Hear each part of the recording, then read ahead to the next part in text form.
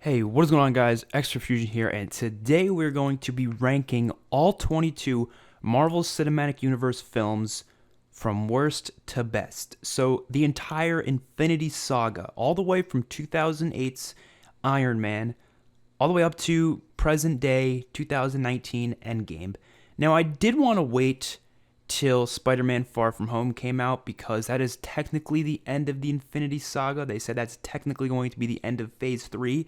So part of me wanted to just wait till Far From Home came out, but at the same time, I said no. I wanted to do this, the definitive ranking of all 22 Marvel Cinematic Universe movies. In my opinion, obviously other people are going to have different opinions.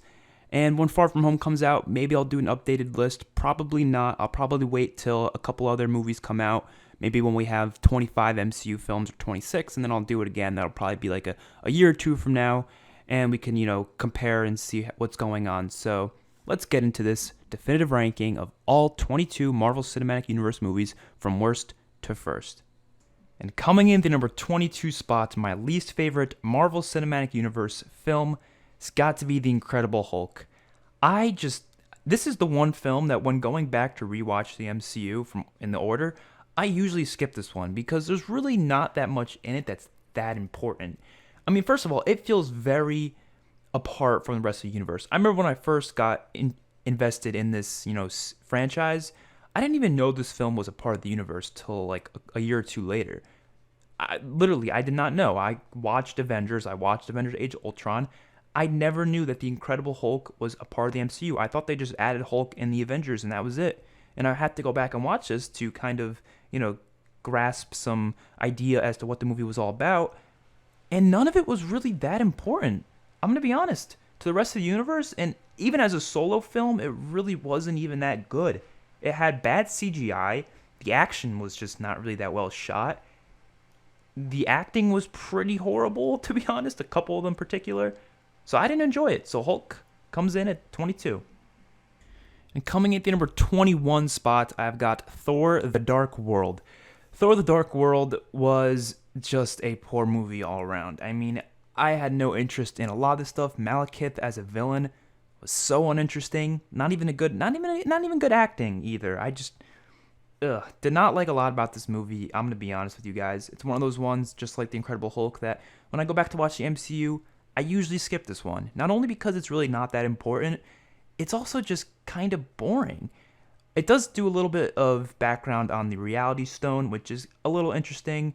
But that's really all this movie has to offer, in my opinion. Loki is pretty good in it, as always. But I can't really say much about it other than it's just not a very interesting movie. Most people agree with me. Most people put Thor: The Dark World pretty low on their lists, and I'm putting it pretty low on my list as well. Now, I can already tell I'm going to get crucified for this one, but coming in at the number 20 spot, I've got Doctor Strange. Doctor Strange is kind of similar to the Hulk in terms of I'm not really interested in his character when he's in a solo film. I love Doctor Stephen Strange in Infinity War. I love him in Endgame. I love him in even in Thor Ragnarok. He was in a little bit of. He's good. He's interesting. He's entertaining. But in a solo film, I didn't really care for him that much. I didn't really care for the story around it. Yes, it was a beautiful movie. One of the most beautiful MCU movies of all time. But I'm not really into that magical sort of mystic arts type stuff that was going on in this film. Personally, I didn't really enjoy it. I didn't really find myself wanting to ever rewatch this film. Nothing really grasped me that much. It was cool seeing this part of the world, seeing the magical portion of it. But personally, I'm not really interested in that magical portion of things. And a lot of the story just fell flat for me. It felt like a slow movie as well. Some of the scenes of him seeing this magical stuff for the first time, I'm going to be honest, was kind of entertaining to watch because his reactions were pretty good. Because Benedict Cumberbatch, very good actor. He's definitely the best part of this film. Obviously, he's the main character. Of course, he's going to be the best part of this film. But the villain too, I thought it was just boring. So, yes, Doctor Strange comes in at number 20 spot. Coming in at the number 19 spot, I've got Captain Marvel. So, Captain Marvel, I wasn't really anywhere interested even going into the film, so I really can't say much there. I mean, I didn't have any anticipation for it. I think I enjoyed it more than I thought I would because I thought I was just going to absolutely hate it, but it wasn't that bad. I think it was still a Marvel movie. I mean, if it wasn't a Marvel movie and it was made by anyone else, I think it would have been garbage, but I think the fact that Marvel always is able to kind of put some good spin on just about all the things they do. I'm not a fan of the character. I'm not really a fan of the actress. I went over this before, but it doesn't take away the fact that it was still entertaining. I mean, it's every Marvel movie, even the 3 Marvel movies before this, they were still to a degree entertaining. And I felt like this movie I didn't really care for what was going on. Like I said, it was entertaining, but I just didn't care for the story. Like, I would not watch this Marvel movie many more times. Maybe when I decide to go back and rewatch all of them, I'll watch this one as well, but it's about it. I don't really feel the need to watch this any more than the one time I did in the theaters. I don't feel the necessity to. I just don't. I mean, I'm sure a lot of people think differently, which is fine and all, but personally, wasn't a big fan of the film, so it comes in at the number 19 spot. Coming in the number 18 spot, I've got Ant-Man and the Wasp. So I was actually kind of excited for this film because I really enjoyed the first Ant-Man, and you'll see that later on my list.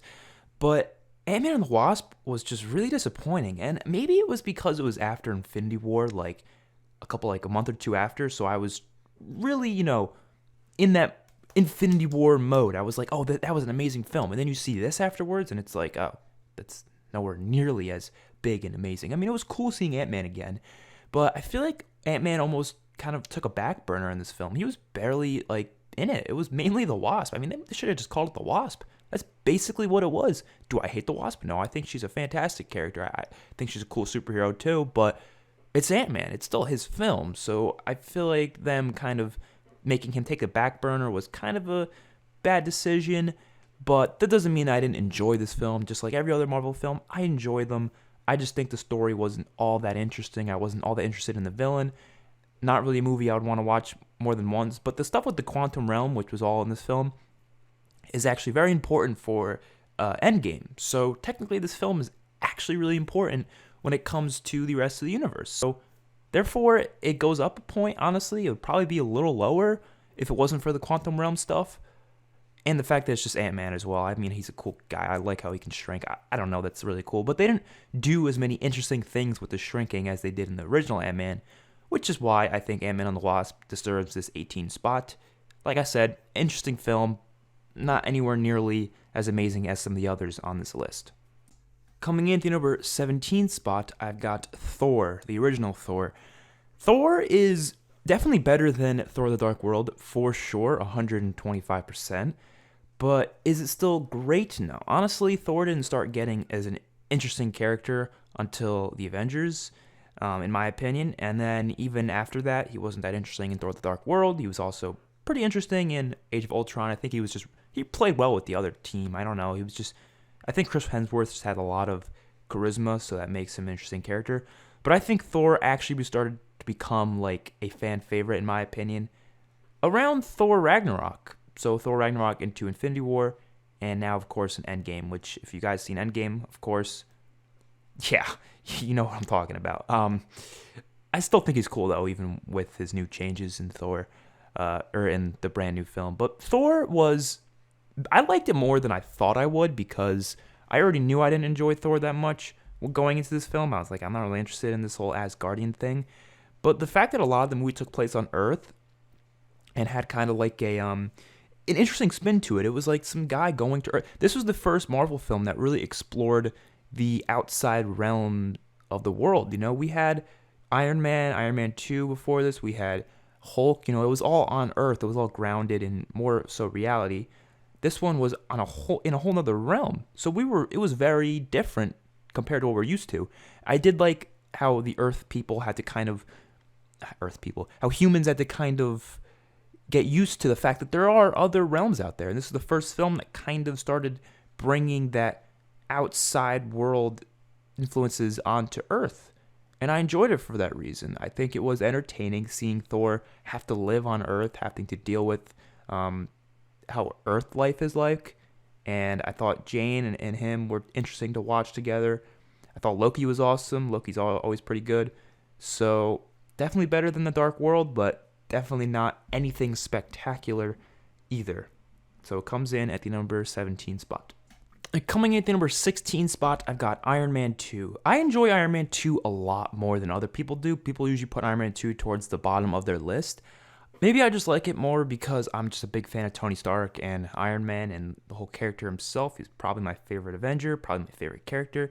So maybe that's why this is automatically higher. But honestly, I really enjoyed a lot of the themes that were going on in this film, particularly with the whole idea that it's a very realistic film because the whole government is trying to limit Tony Stark's ability to be carrying these weapons, and they're also just, kind of concerned because there might be other people around the world building similar weapons based off his stuff. So they don't want him to be having any influence on other militaries and other countries and stuff like that. And yes, Ivan Drago wasn't the most interesting villain in the world. I agree. But Justin Hammer, on the other hand, I thought he was actually kind of interesting. The fact that he was using Whiplash as kind of a way to not kill Iron Man. He didn't want to kill Iron Man. Whiplash did, though.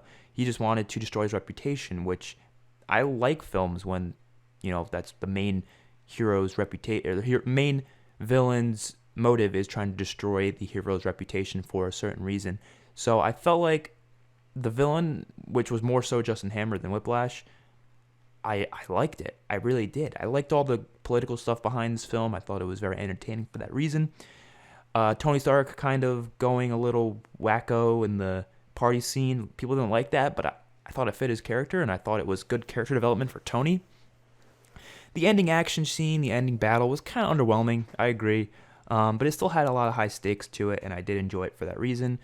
And I think Tony Stark and Pepper Potts' chemistry in this film was just incredible. Probably one of the best parts of the film, in my opinion. So Iron Man 2 is better than what most people say, in my opinion, but it still has its issues that most people agree with. It's still not the most interesting film in the world, but it's not horrible by any means. Coming in at the number 15 spot, I've got Black Panther. So I honestly, not gonna lie to you guys, I enjoyed T'Challa or Black Panther a lot more in Civil War than I did in his own solo film, which was kind of interesting. Was I that excited for this film? I don't know. A lot of the hype behind it, just like Captain Marvel, was more for political stuff. It's the first all-black cast, or at least mostly black cast for the Marvel films. Of course, people are going to have political motives behind it. Am I going to take that away from my experience? No.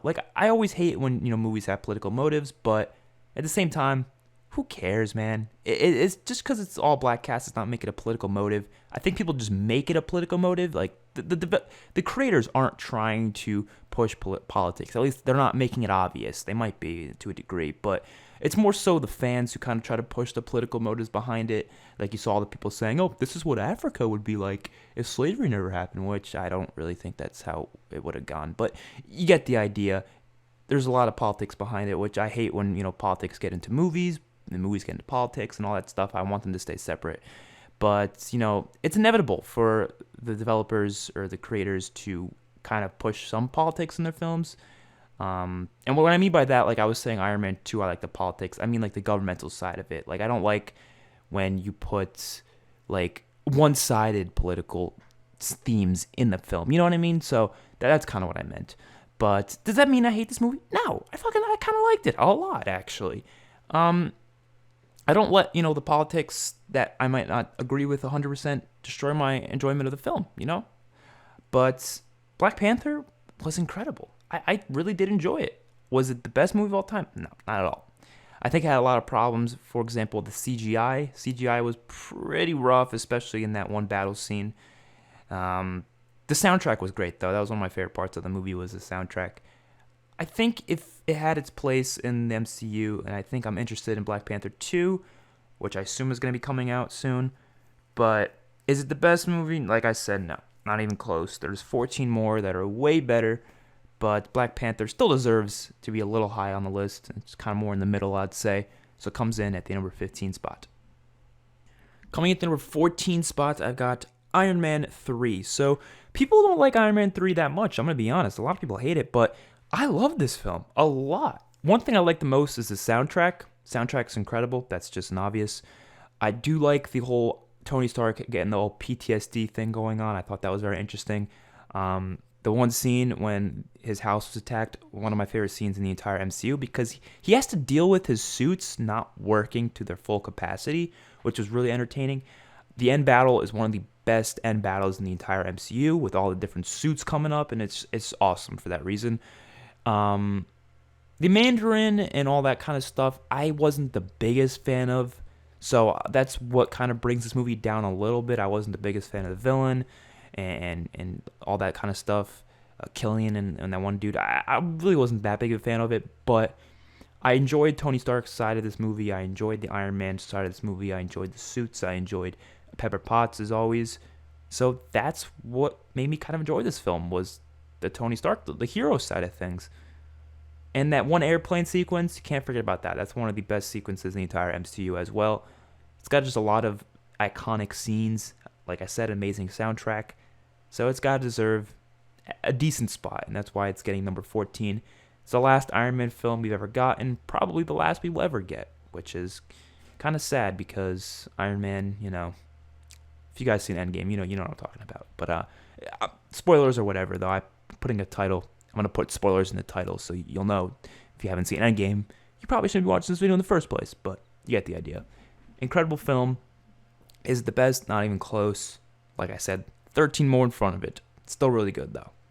Coming in number 13 spot, I've got Guardians of the Galaxy Volume 2. I love the Guardians. I love the first one. You'll see it a lot higher in the list. But Volume 2 definitely wasn't as good for a couple of reasons. I loved a lot of stuff in this movie, though. Don't get me wrong. One thing in particular, Ego. One of my favorite villains in the entire MCU. A lot of people didn't like him. I fucking loved his character. I loved his motives behind what he's doing. And I loved that reveal that he was the one who put the tumor in Peter's mom's head. That was just phenomenal. I mean, it was phenomenal writing all around. And then the end battle definitely wasn't the best in the world, but Yondu's death alongside it kind of added for a lot of emotional impact. It was one of the more sad films. The whole ending of this film, the last like 10 minutes when they were all, shooting the fireworks after Yondu died, and everyone was like together, all the Avengers and stuff, and you see Rocket shed a tear. It was just beautiful. There was a lot of setup for Guardians 3 as well, with the whole Adam Warlock thing with these gold people, which you see in the after credits. They were building Adam whatever's. I don't really know the comics that much, but I do know that is building up his character, and I do know a little bit about it. But the one thing I didn't like about this film was the fact that they were all kind of split up the whole film, like Rocket, Groot, Yondu, and Nebula. They were kind of split from the main group for like the whole film, so it was kind of like two stories in one film, but they came together in the end, which I wasn't the biggest fan of them being kind of split up the whole film until the very last, battle. But I think it worked in its own right. It did give development to a lot of characters like Nebula and Gamora, and obviously Baby Groot. You had Rocket. Just a lot of the good development for these characters, which made their demises in Infinity War a lot more impactful, and then coming back in Endgame even more impactful. So I loved Guardians Volume 2 more than most people do. Is it perfect? No. The first one's a lot better, but it still comes in at number 13 spot. So I think it's universally agreed upon that the worst Avengers film is Avengers Age of Ultron. But does that mean it's bad? No. Avengers Age of Ultron is still a really good film. Out of all the Avengers, though, it's got to be the worst out of all of them. Well, I won't say worst. I'll say least best, because it's still really good. It's just the least favorite out of all of them. A lot of people agree with that. I do like the introduction of Quicksilver and Scarlet Witch. Obviously, Quicksilver didn't last that long, but Scarlet Witch is now obviously one of the most important Avengers to the entire MCU because of how powerful she is. I'm a big fan of her character. A lot of people are. Ultron as a villain, he wasn't the greatest in the world. I think he was kind of executed poorly, but he was still really good to a large capacity. I still enjoyed him most than more people did. Let's be real here. A lot of people absolutely hated him completely. I didn't hate him. I think he had his positives. The battle at Sokovia was one of my favorite battles of the entire MCU, though. I really did enjoy that final battle. I thought that was really awesome to watch. But there was still a lot of slow points in this film, like when they're on the farm or at Hawkeye's family's farm for like a good 30-40 minutes. But still, was it that bad? No, it was still good character development. And actually, this is one of the most important films for watching Endgame. A lot of the stuff that happens in this film is important for Endgame. Trust me, including what happened with Cap and his conversations with Tony about wanting to settle down with the family, or at least he did want to, but then he realized, he can't do that, so he's a superhero. Stuff with Hawkeye and his family, that's important. So therefore, I enjoy this film more than most people do. Still not great, still not the best in the world, but comes in at number 12.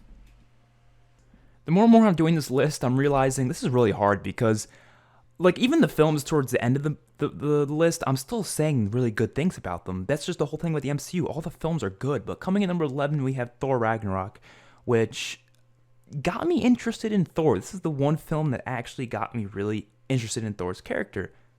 This is when he started getting amazing. Thor movies were always kind of meh, in my opinion. I think you guys can tell that by the first two being really low on the list. But this was the first Thor that actually intrigued me a lot in the universe. And I think it was just because of the location. The location was really cool. It kind of had a Guardians of the Galaxy vibe to it. I think a lot of people agree with that.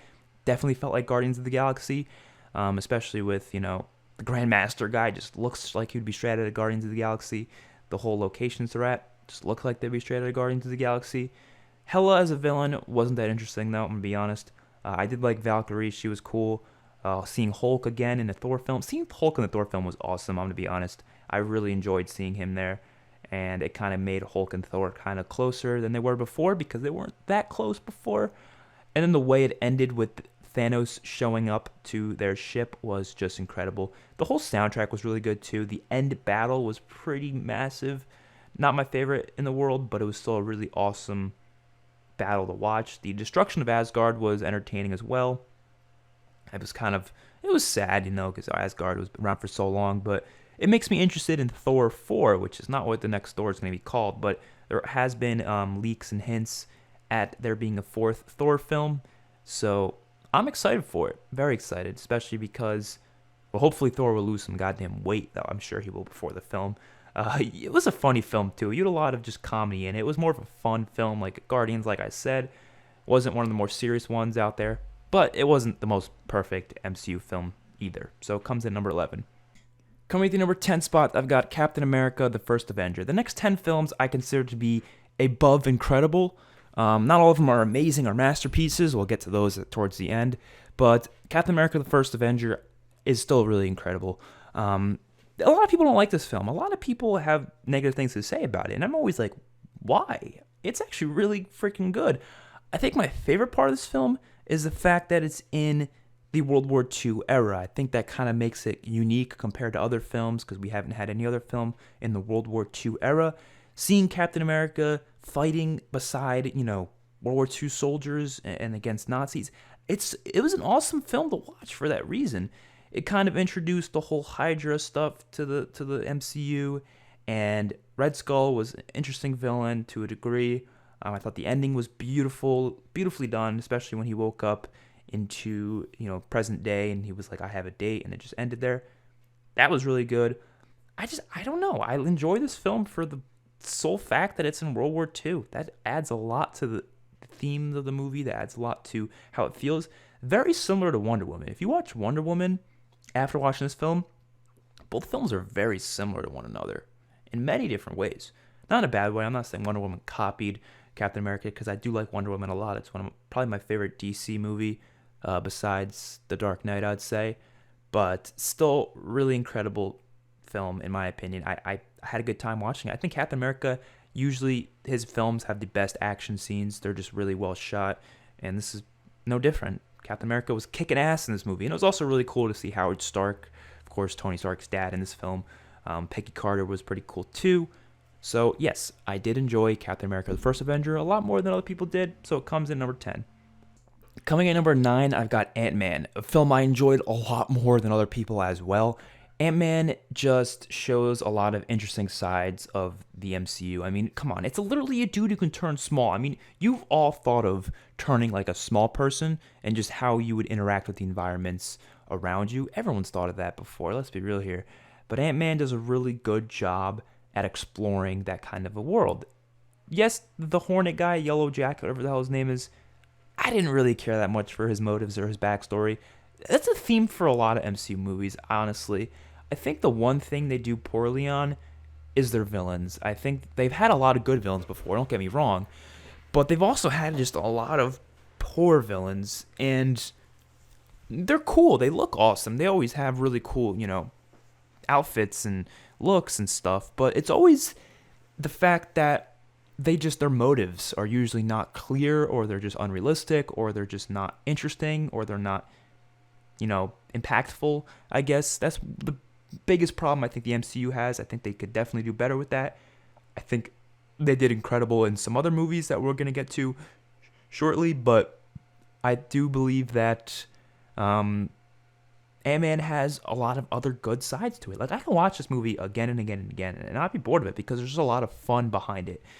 Similar fun to what you've seen in other movies. It's a lot more grounded. You're not going in other realms or anything like that. You're just on Earth. But this is the film, personally, that got me interested in the MCU. This is the first film I actually watched that was in the MCU. I was previously just like a Spider-Man fan. I didn't really care for the MCU. I just wanted to watch Spider-Man films. Then I heard Spider-Man was coming to the MCU, and then I heard as Ant-Man film came out, I was like, Ant-Man kind of sounds dope. I'll watch him. I enjoyed it, and then the next one I watched was Civil War, and that's when I got interested in the whole universe, and I actually wanted to watch all the other films, and I got invested in all the other characters. So one of the things I loved a lot in Ant-Man and the Wasp, which also was in this film, was the relationship between Scott Lang and his daughter. I love their relationship. I think it's one of the most entertaining father-daughter or father-kid relationships in the entire MCU, and it kind of was built upon an Endgame, which is awesome. So Ant-Man comes in at the number 9 spot. And so we get to the film that started it all. Coming in number 8, I've got Iron Man, the original Iron Man. This film is really, really good. I think it's a little overrated, though. Some people like to put it in their top 3, top 1. Some people put it really high in the rankings, which I don't think they're wrong. It's just not that incredible. I think people do overrate this movie in some cases. Is it really good? Yes, it is phenomenal. I love the first half of the film. I think it's one of my favorite first halves out of any MCU movie. I mean, usually the first halves are usually slower. It's usually the second half that's better, but I like the first half of this film a lot more. I like having to see Tony Stark deal with the fact that he is kind of kidnapped by these psychopaths, and then he comes back with a brand new Iron Man suit and just kills them all, or a lot of them at least. That was really entertaining. I do think the villain kind of had a weird side to him. I do like, his motives to a degree, but I felt like it was kind of odd seeing him in a giant mech suit. Like, what was his plans after that? He wanted to take over his company, but what if he gets caught by the cops? Well, how easy would that be for someone to see him in a giant mech suit like that, or with the cameras or something? I don't know. His motives were kind of unclear, but they were understandable in the beginning. It just kind of later, as the movie went on, you were like, "What are you doing, buddy? What are you doing? You're not going about this in a smart way." Which I guess not all villains are smart. You got to realize that. So the film itself built up the MCU. It's what started it all. It's got to get credit for that, of course. I mean, it's what bridged the gap between all the people. Now, obviously, the Avengers was the main one to actually connect them all. But this is just the one to kind of get people interested in the fact that we're going to have this extended universe. And seeing Nick Fury at the end was kind of dope and kind of started this wonderful journey that we all went on for the next couple of years. Honestly, I really do have to, tip my hat off to Robert Downey Jr. for just making this incredible character that we've all fell in love with over the past, 10 years? I mean, personally, I haven't known him for that long because I haven't been watching his movies for that long, but for people who have, it's incredible. And he's one of the best actors in the entire MCU, so got to congratulate him for such a wonderful performance throughout the entire of the MCU. And yeah, so it comes in at number 8, the original Iron Man. So maybe this one's a little biased because Spider-Man is by far my favorite hero of all time. I mean, Iron Man as a character I like better, but as a hero, Spider-Man's always just been more, connectable to me, obviously, because he's younger. I'm kind of younger, so that just makes him more a connectable character. And I do consider myself to be very similar to Peter Parker in many different ways, and it's probably why I like his character a lot. And I like the hero himself. But Spider-Man Homecoming is easily my favorite Spider-Man film of all time. I think Spider-Man has had some pretty good ones. I like The Amazing Spider-Man. I liked the original Spider-Mans. I even like Amazing Spider-Man 2 a little bit. Most people didn't. I did. Into the Spider-Verse was pretty good as well. But this one is just kind of like the definitive Spider-Man film. I do think the one thing that I missed out in this film, which I kind of wish it had, I know a lot of people disagree with me on this, I wish they showed him becoming Spider-Man and, Ben Parker dying and all that. Because, yes, we've seen it before, but we haven't seen it with Tom Holland. We haven't seen it with this Peter Parker. We saw it with your other ones. So seeing that impact on this Aunt May, this Peter Parker, really does change our outlook on their character, and not seeing it kind of affected the movie a little bit. Honestly, I think Spider-Man Homecoming would be in like the top 3 if it had that. Yes, you would have to make the movie a little bit longer. Yes, you'd probably have to trim out a little of the other stuff in the film already because of the fact that you would have to include at least 30 minutes of that stuff. So how I thought they should, space it out, have 30 minutes of before Civil War stuff, seeing him become Spider-Man, seeing him as just a nerdy teenager, and then seeing him, and then they go into the whole Civil War thing, Iron Man coming to him, and him coming back and all that. And then the rest of the film is just like this, but it's just more condensed a little bit, kind of not really rushed, I want to say, but take out some of the scenes you don't really need, take out some of the elements you don't really need. I was also really nervous about the fact that Spider-Man's suit looked like it was going to do 90% of his job. And I was really nervous about that because I didn't want, his suit that was made by Tony Stark to basically be his character. But I'm really glad he got it taken away because then he had to prove himself without the suit, which is one of my favorite things about the film, that he had to prove himself without the wonderful suit, which is exactly what I wanted them to do. And I'm really glad they did. So Spider-Man Homecoming got to come in the number 7 spot. Incredible film. My favorite Spider-Man of all time. Tom Holland is an incredible Peter Parker, an incredible Spider-Man. Definitely better than Andrew Garfield and Tobey Maguire, in my opinion. But yeah, Spider-Man comes in at number 7. So yeah, I think this is collectively sought after as one of the best MCU movies in most people's opinions. The Winter Soldier is incredible. This is the Russo brothers' first debut in filmmaking, or at least for the MCU. And my God, am I really glad the Russo brothers were introduced, because they have made some of the best movies of all time. Notice how their 4 movies have not even appeared yet. This is the first of their 4 movies to appear. Their other 3 are even higher on the list. That just proves Russo brothers are fantastic directors, easily the best in the MCU. The music in this movie adds a lot to it. The action in this movie was so well choreographed. I mean, incredible. That highway sequence with Cap versus Winter Soldier, so good. They made Black Widow in this movie actually entertaining. I didn't really like her character before this. I didn't give 2 shits about her. They made her interesting in this, and that really added a lot to her death, in my opinion, in Endgame. I love a lot of this film. It feels more grounded. It has more of that. You had the Hydra stuff, which was very entertaining, and I liked how that fit into the S.H.I.E.L.D. part of the universe, how S.H.I.E.L.D. was compromised by Hydra, and they had to kind of deal with it. It almost felt like some sort of a spy cop movie, like an FBI. It felt like a different than most MCU films, and I think that's why I enjoyed it so much, and I think that's why everyone else enjoyed it a lot too. I mean, the Winter Soldier was one of the most badass villains in the entire MCU. I mean, obviously it wasn't actually Bucky. He was being, controlled by Hydra, but that made him even better. And then the end fight between them was so emotional, so impactful, really well done. And then you had the introduction of the Falcon, of course. You had a lot of Nick Fury in this film, which was great.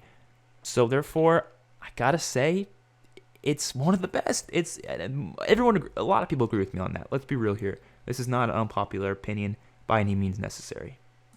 Coming in the top 5, we now have number 5, Guardians of the Galaxy. Easily one of the most surprising MCU films, in my opinion. I did not expect to enjoy this. On the outside, it looked really dumb. I was like, bro, this just looks stupid. I'm not going to watch this. And I ended up watching it, and it's incredible. It's incredible. Okay, so first of all, one thing I want to get out of the way is the soundtrack. Soundtrack's great. The music's great. That's one of the most iconic parts of the Guardians of the Galaxy films is, of course, the music. And I don't think it's any different with Guardians of the Galaxy. It's really good. The characters are hilarious. I think the entertainment value is there because it's funny. It's definitely one of the most comedic MCU movies out there. And Volume 2 is not any different. But I just enjoyed Volume 1 a lot more. I enjoyed seeing them come together as kind of like a family towards the end. The whole thing with the Power Stone, I mean, it really did build into the excitement for the Infinity Stones in Infinity War. But this is one of the first appearances of a stone in itself. We didn't really see many stones before this. Other than, of course, we saw the reality and I think the power. No, we didn't see. This was the Power Stone. We saw the Space Stone in, of course, Avengers and the original Thor. But this one was all about the Power Stone, so it come into importance, of course, for Infinity War and Endgame. Rocket Raccoon, great character. Groot, great character. Drax, great character. Gamora, great character. All these characters great. And of course, it was the introduction of Thanos, so that also adds a lot to it. Just the atmosphere and the locations they go are just incredible as well. Ronan the Accuser is a very entertaining villain to watch. His motives aren't very clear, though. It's just kind of like he's just kind of, taking orders from Thanos, kind of, but still loved it. I love the shit of this film, and I think a lot of other people would agree with me. It's one of the best films in the MCU. Holy shit, just watching the trailer, I just saw a scene with Gamora with her shirt off. When the hell was that in the movie? What the hell? Then you had the Collector too. He was pretty cool as well. So Guardians of the Galaxy comes in at number 5 spot. Coming at number 4, I've got the Avengers. Now, I think it's pretty self-explanatory as to why this is one of the best in the MCU. I think it's just obvious.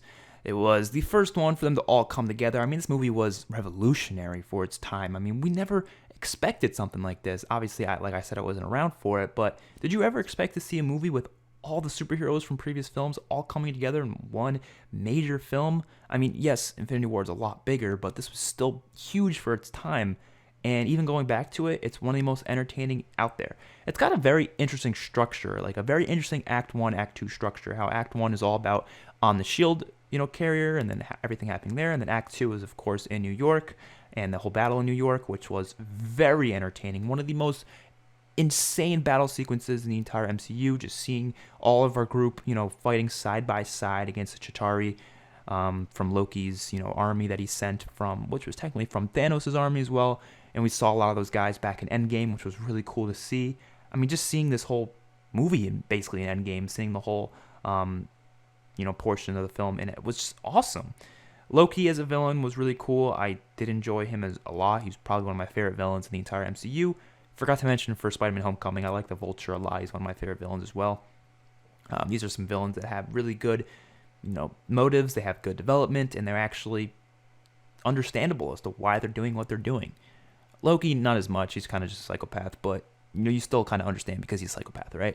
So seeing them come together is kind of what made this film so good. It kind of reminds me of Guardians of the Galaxy in that way, how you saw a bunch of people who were kind of against each other in the beginning. I mean, they were fighting each other in both films. They were fighting each other before, and then obviously as time goes on, they actually come together to basically become a family in sort of a way, which was awesome to see. So that's why Marvel's The Avengers comes in at the number 4 spot. It's not the best, not better than the top 3, of course, though. Captain America Civil War comes in at number 3 spot. This movie will be in my heart for a long time for a lot of reasons. First of all, it's like the first one that got me really invested into the MCU, so that gained a lot of points in my opinion. But I think what I love about this movie so much is how realistic it felt, how grounded in reality it felt. We have all these amazing, just insane outside of the universe films in the MCU. This one felt so grounded. It was so realistic. It's like you always think about, I mean, you don't really think about the fact that in big superhero movies when they're fighting in, huge locations, there's probably a lot of civilians dying. I mean, they're dropping buildings, they're dropping all sorts of things, destruction. People have got to be dying, and it's got to be some of them because of the Avengers. I mean, some of them have to be. I mean, Sokovia was literally, Ultron was built by Tony. And seeing Iron Man's character kind of, I guess, develop really greatly in this film was amazing to see. I mean, it wasn't even Iron Man's film, but I think he had way more development than anyone in this film. Yes, Captain America was great. I enjoyed a lot of that side to his character. And it was so good because you understood both sides. You understood both sides of the arguments. And then you had that airport sequence was one of the best action sequences in the entire MCU. And you have the final battle between Bucky and Cap versus Iron Man, which was so impactful. And for Endgame, it was just that much more impactful. I love rewatching this. I rewatched it a lot. I rewatch it often, actually. And if you're going to see Endgame, which you probably shouldn't be watching this video if you haven't, because I've already said a bunch of spoilers for it, I definitely recommend watching this before you see Endgame because it's really impactful for a lot of what happens in Endgame. So I love Civil War. A lot of people agree with me. Some people call it overrated, but I think it's just as good as people say it is. So it comes in at the number 3 spot. So Avengers Infinity War was my favorite Marvel movie for a while, obviously until we got the newest one, Endgame. honestly, Infinity War and Endgame, they kind of feel like the same film. A lot of people agree with me. They feel like they're just one gigantic film that's like 5.5 hours long in total, because it's like a part one and a part two almost. I do have to say I enjoyed Endgame a little bit more. It was really hard for me to pick this though, because I loved Infinity War a lot. Infinity War was Thanos' movie, and then Endgame was the Avengers movie. That's kind of how it was. And I do like how they were kind of connected like that. How this one's kind of like the defeat, almost like Empire Strikes Back. You know, it's like hard, pounding of, that sounded really wrong, but hard like pain to all the heroes. And obviously the ending with them getting snapped out of existence, half of the population. So incredible. This film will go down in history as one of the best from start to finish. I loved the build up to everything that was going on. I loved all the character interactions. I loved how Guardians were coming together with all the other people for the first time. That was incredible to see. I loved Thor in this movie. I loved the different development between some of the characters like Gamora, which we actually had some good development for her. Even Nebula had some stuff to do.